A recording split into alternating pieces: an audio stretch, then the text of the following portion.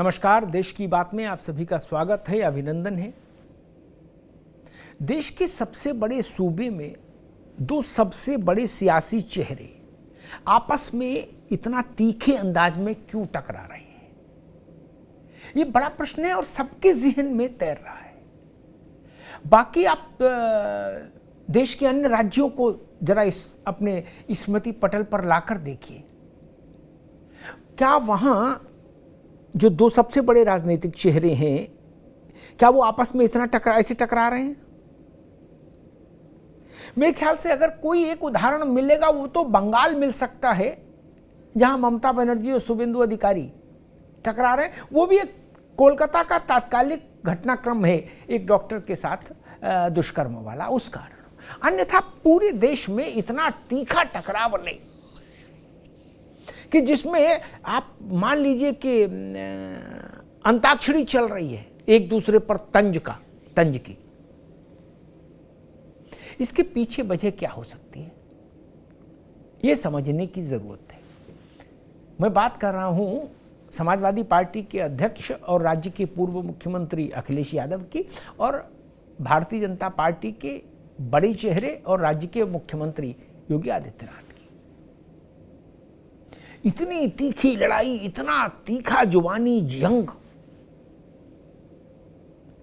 मतलब ऐसा लग रहा है कि बाकी सारे जो उत्तर प्रदेश में राजनीतिक चेहरे हैं अलग अलग दलों के, वो सब निस्तेज हो गए, निष्प्रभ हो गए। कहीं किसी की चर्चा नहीं, कोई सुगबुगाहट नहीं, किसी पर कोई विमर्श नहीं, कोई हंगामा नहीं किसी के चेहरे पर। कांग्रेस नेपथ्य में थे, मायावती जी ट्वीट पर थोड़ा बहुत हैं, लेकिन वो भी जो उत्तर प्रदेश का राजनीतिक वो है कैनवास है, उसको उसका 80% या यूं कह लीजिए 90% अकेले इन दो चेहरों के पास है हिस्सा, योगी आदित्यनाथ और अखिलेश यादव। अब जो बचा है उसमें सब हिस्सेदारी कर लो, जितने नेता हैं। जनता को भी लग रहा है कि भाई यही दो लोग हैं चर्चा में, और पार्टी के काडर को भी लग रहा है कि भाई हमारा नेता मजबूती से लड़ रहा है। भाजपा वालों को लग रहा है कि योगी जी ललकारे हुए हैं, और सपा वालों को लग रहा है कि भैया ललकारे हुए हैं। और कोई किसी को एक बात उधार नहीं दे रहा। ऐसे लग रहा है कि राजनीति का महाभारत हो रहा है। हालांकि योगी जी ने अभी महाभारत का स्मरण कराया था तो दूसरे संदर्भ में कराया था। उन्होंने कहा था कि 17 के जब 12 में सरकार थी समाजवादी पार्टी की, तो उसके पास महाभारत के सारे पात्र थे कौरव पक्ष के, लेकिन वो उनका संदर्भ था। मैं कहता हूं कि ऐसा लग रहा है राजनीतिक महाभारत हो रही है, उतना ही तीखा कुरुक्षेत्र का युद्ध। इधर से बाण, उधर से बाण, इधर से अस्त्र, उधर से ब्रह्मास्त्र, बचो और हमला करो। ये क्यों हो रहा है, इसके पीछे वजह क्या, ये बड़ा प्रश्न है और इस पर चर्चा होनी चाहिए और इसकी तह तक जाना भी चाहिए। और क्या इन दोनों के बीच का जो टकराव है, इन दो बड़े चेहरों का, क्या उसके चलते बाकी चेहरे धीरे धीरे धीरे धीरे नेपथ्य में जाते जा रहे हैं? क्योंकि राजनीति में तो चर्चा, पर्चा और खर्चा, चरण सिंह जी कहा करते थे, चौधरी चरण सिंह, कि 3 चीजें दुरुस्त रहें, चर्चा, पर्चा और खर्चा। जब चर्चा ही नहीं तो पर्चा में क्या छपेगा, और पर्चा नहीं तो फिर खर्चा कहां से आएगा? तो कुल मिला के उत्तर प्रदेश की स्थिति है ये। अब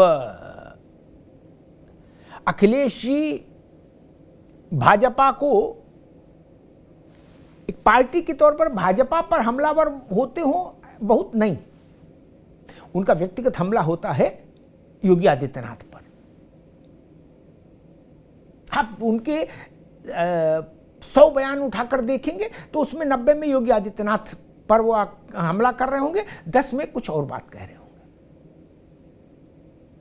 योगी आदित्यनाथ समाजवादी पार्टी को घेरे में लेते हैं, केवल अखिलेश यादव नहीं, ये दोनों में बुनियादी अंतर है, ये समझिए। अखिलेश यादव का हमला व्यक्तिगत है योगी आदित्यनाथ पर, वो दिन में अगर 10 बात बोलेंगे, 10 बार प्रेस से बोलेंगे या ट्वीट करेंगे, तो उसमें 9 बार योगी आदित्यनाथ पर निशाना होगा। योगी आदित्यनाथ अगर दिन में 10 बार बोलेंगे तो वो समाजवादी पार्टी का शासन याद दिलाएंगे, मुलायम सिंह यादव का शासन याद दिलाएंगे, अखिलेश यादव का शासन याद दिलाएंगे, शिवपाल यादव और अखिलेश यादव के जो बीच का जो संघर्ष था, युद्ध था, उसकी स्मृति दिलाएंगे। दंगों, समाजवादी पार्टी के शासन में जो दंगे हुए उनका उल्लेख वो करेंगे। लड़के हैं, लड़कों से गलती हो जाती, इस उक्ति का उल्लेख करेंगे।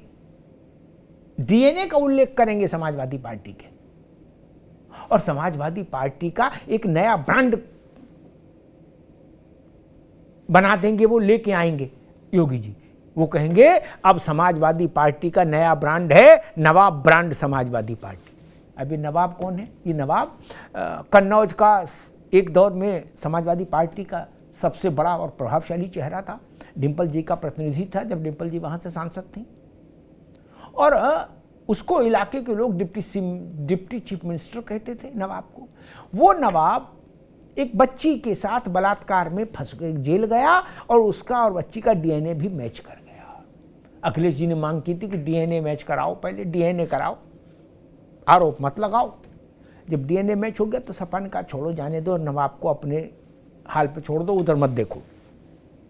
एक डीएनए और आना है जो अयोध्या में हुआ, मोहित खान का, और वो दलित वर्ग की 12 साल की बिटिया, उनका भी संभावना यही है कि मोहित खान का मैच कर जाएगा।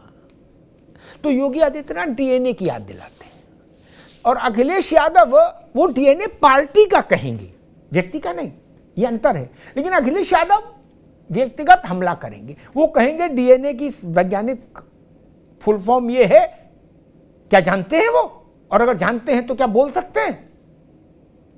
अखिलेश यादव का सारा हमला व्यक्ति केंद्रित है, और योगी आदित्यनाथ का हमला अधिकांशतः समाजवादी पार्टी पर केंद्रित है। और उसमें चूंकि एक ही परिवार सबसे बड़ा है, प्रभावशाली है, उसी के हाथ में पार्टी की बागडोर है, वही परिवार सर्वे सर्वा है, यादव परिवार। तो यादव परिवार होगी, जैसे कहेंगे योगी जी तो कहेंगे कि ये चाचा भतीजे, मामा चाचा ताऊ सब लोग झोला लेके निकल जाते थे, कोई भर्ती निकलती थी वसूली के लिए, और झोला भर भर के पैसा लाते थे। इस ऐसे कहेंगे। केवल व्यक्ति पर सामान्यतः आक्षेप नहीं करते योगी आदित्यनाथ, हालांकि कुछ दफे होता है, करते हैं वो। जिसे एक बार उन्होंने भी कहा था कि अब टीपू सुल्तान बनने चले हैं, वो अखिलेश यादव पर था। लेकिन अखिलेश यादव उनका हर तंज योगी आदित्यनाथ के लिए होगा। अभी भी जब उन बुलडोजर पर अखिलेश जी बोले तो उन्होंने कहा कि अगर मेरी सरकार आई 27 में तो सूबे के जितने बुलडोजर हैं सबका मुंह मैं गोरखपुर की ओर कर दूंगा। अब बड़ी मुसीबत, गोरखपुर में बुलडोजर क्या करेंगे, जाके क्या करेंगे, ये भी तो समझना पड़ेगा। गोरखपुर में तो 2 ही बड़ी चीजें हैं, एक बाबा गोरखनाथ का मंदिर है, गोरक्षपीठ, जिसके नाम पर गोरखपुर का नाम है, और दूसरा गीता प्रेस है, जो पूरे अखिल विश्व में विख्यात है भारत के हिंदुत्व की, सनातन धर्म की ध्वज पताका फहराने के लिए। भारत के गांव-गांव, घर-घर, गली-गली हिंदुत्व को पहुंचाने में जितना योगदान हनुमान प्रसाद पोद्दार जी और उनकी गीता प्रेस का रहा, किसी का नहीं रहा। तो अब ये सवाल पूछा जा रहा है कि भाई अखिलेश जी, अगर मान लीजिए सरकार आ भी गई आपकी, अगर, तब क्या आप जो सारे सूबे भर के बुलडोजर वहां भेज देंगे तो वो क्या करने जाएंगे? वो उनके निशाने पर गोरक्षपीठ होगा या गीता प्रेस होगी?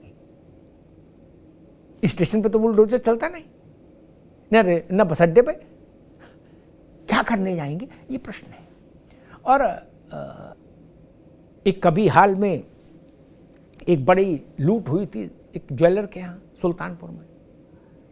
उसमें कुछ एक अपराधी सरेंडर किया, फिर पकड़ा गया, कुछ के पांव में गोली लगी और एक अपराधी मारा गया, मंगेश यादव।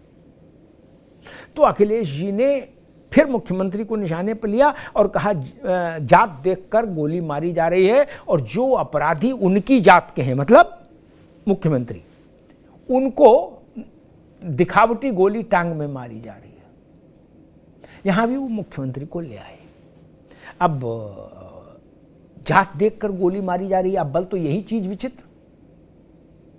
और उसमें भी ये आरोप के मुख्यमंत्री की जाति के लोगों को गोली नहीं मारी जा रही है या उनके टखने में गोली मारी जा रही है। अब सोशल मीडिया पर आंकड़े वायरल हैं, नाम वायरल हैं, लिस्ट वायरल है कि जब 2017 मार्च जब से योगी जी ने सरकार संभाली है तब से पुलिस मुठभेड़ में कितने ठाकुर मारे गए। आप जवाब दीजिए, कितने ठाकुर मारे गए, ये लिस्ट वायरल हो रही है। तो बड़ी विचित्र स्थिति है। ऐसा लग रहा है कि सारी ऊर्जा अखिलेश जी ये मुख्यमंत्री योगी आदित्यनाथ पर तंज करने में लगाए दे रहे हैं। हालांकि अभी उन्होंने लोकसभा के चुनाव में उनकी पार्टी ने उनके नेतृत्व में बड़ा चमत्कारिक प्रदर्शन किया, इसलिए 2027 के लिए पार्टी का उत्साहित होना स्वाभाविक है और अति उत्साहित होना थोड़ा गड़बड़ हो जाता है, क्योंकि राजनीति में कहते हैं ना, सावधानी हटी दुर्घटना घटी। ये ट्रक के पीछे भी लिखा होता है और ये सियासत की दीवार पर भी लिखा होता है, सावधानी हटी दुर्घटना घटी। इसलिए बोलते समय इस बात का ख्याल रखना चाहिए कि क्योंकि योगी आदित्यनाथ की एक विशिष्ट स्थिति है भारत के राजनीति में। वो उत्तर प्रदेश के मुख्यमंत्री हैं, वो भारतीय जनता पार्टी के 3 सबसे बड़े सबसे लोकप्रिय चेहरों में से एक हैं जिनका देश भर में चुनाव में मांग होती है, और इसके साथ साथ वो गोरक्ष पीठ के पीठाधीश्वर भी हैं, जिसके देश भर में और देश के बाहर नेपाल जैसे राष्ट्रों में भी अनुयायी हैं, भारी संख्या में अनुयायी हैं, और देश के हर राज्य में जिसके आश्रम में वो उसके पीठाधीश्वर भी हैं। इसलिए उनके साथ एक बड़ी पहचान जो मुख्यमंत्री और पार्टी से बड़ी पहचान है वो हमेशा गोरक्षनाथ पीठ के पीठाधीश्वर की ही रहेगी। इसलिए जब योगी आदित्यनाथ पर सीधा हमला करने की कोशिश होती है तो सनातन और हिंदुत्व के प्रति जिनका आग्रह है उनको बात अखर जाती है, क्योंकि योगी आदित्यनाथ केवल राजनेता नहीं है, वो संत पहले हैं, राजनेता बाद में। धन्यवाद।